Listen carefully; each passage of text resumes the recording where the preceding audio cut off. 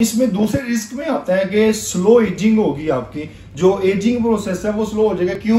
क्योंकि जब आपको विटामिन डी की डेफिशिएंसी नहीं है, आपको विटामिन डी आपकी बॉडी में पूरी है, तो वो क्या करेगा कि आपकी स्किन उससे ग्लो करेगी। स्किन फीमेल है उनमें इनकी डेफिशिएंसी ज्यादा पाई जाती है क्योंकि उनकी डाइट भी प्रॉपर नहीं होती, और वो धूप से भी एक फैक्टर होता है फीमेल में कि जब वो अपनी स्किन धूप से एक्सपोज करती हैं तो कहती है जी हमारी कॉम्प्लेक्शन जो है ना वो खराब होती है।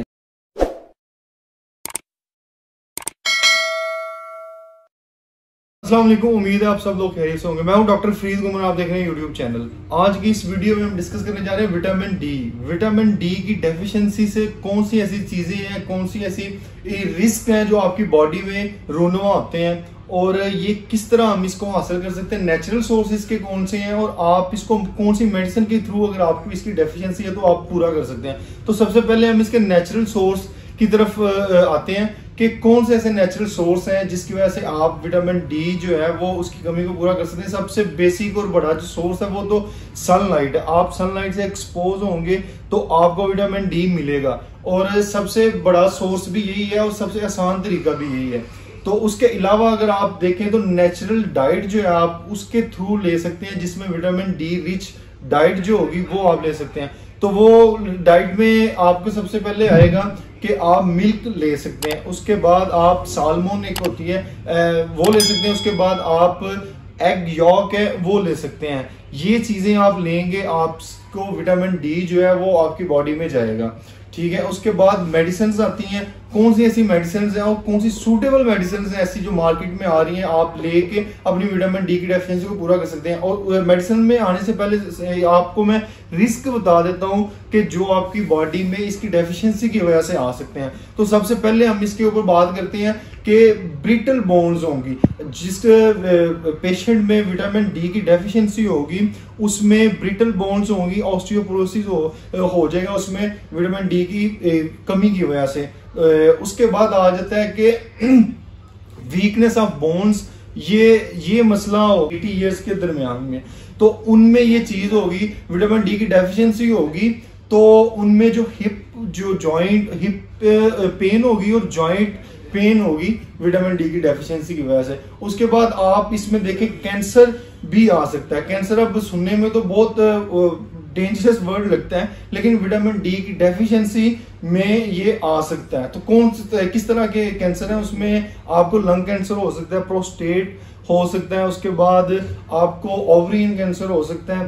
ठीक है, ये वाले कैंसर जो है ना ये रिस्क में आते हैं कि आपको विटामिन डी की डेफिशिएंसी होगी तो ये रिस्क फैक्टर्स में आएगा। उसके बाद डायबिटीज आता है। डायबिटीज में आता है कि पीटीएच एक हार्मोन है वो रेगुलेट करता है विटामिन डी। अगर आप उसकी इनटेक पूरी ले रहे हैं तो पैराथायरॉइड हार्मोन है वो होगा। उसके बाद ये जो विटामिन डी है बीटा सेल्स जो होते हैं उनको मेंटेन करते हैं, जिनकी वजह से कि आपकी जो इंसुलिन है आपकी वो पूरी होती है बॉडी में। उसके बाद आप देखिए इसमें डिप्रेशन में भी इसका रोल है। डिप्रेशन में ये क्या करेगा कि विटामिन डी जो है वो रेगुलेट करेगा आपकी अगेंस्ट डोपामिन और सेरोटोनिन डिप्लीशन इन ब्रेन। तो जो लोग विटामिन डी की डेफिशिएंसी वाले होते हैं उनमें 14% ज्यादा रिस्क होता है कि वो डिप्रेशन में चले जाते हैं।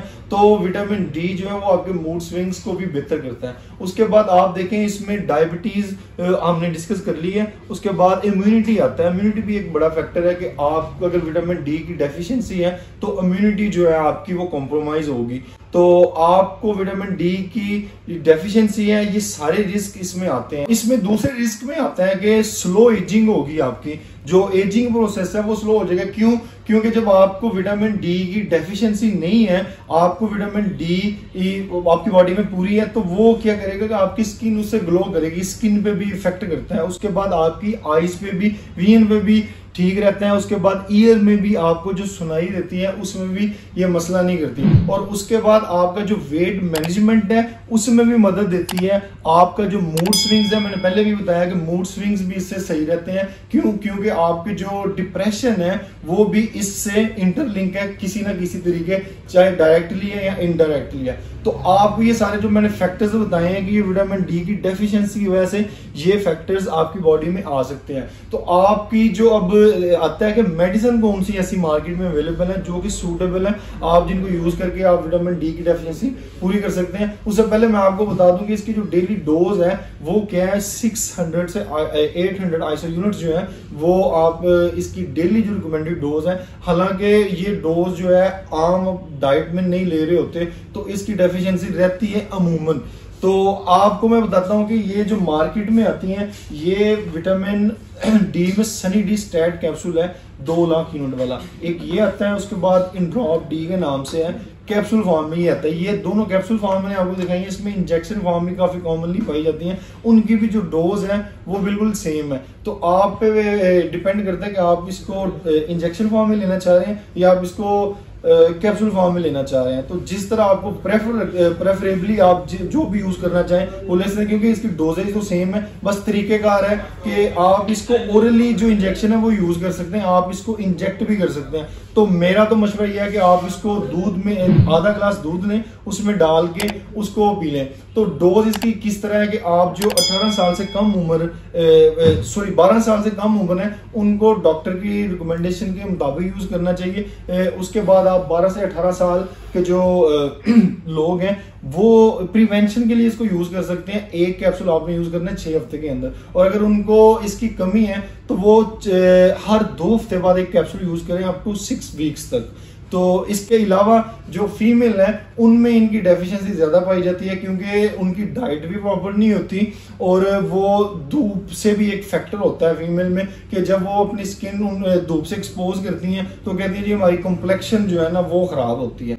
तो मेल में तो अमूमन ये इशू नहीं पाया जाता, फीमेल में पाया जाता है, तो इसीलिए उनमें इनकी डेफिशिएंसी भी ज्यादा होती है। एक नेचुरली भी वैसे एक फैक्टर है कि उनमें कम होती है, तो इसलिए उनमें इसकी जो डोज है वो ज्यादा होती है। अगर मेल में 600 तो फीमेल में 800 ऐसा यूनिट उनकी रिक्वायरमेंट है।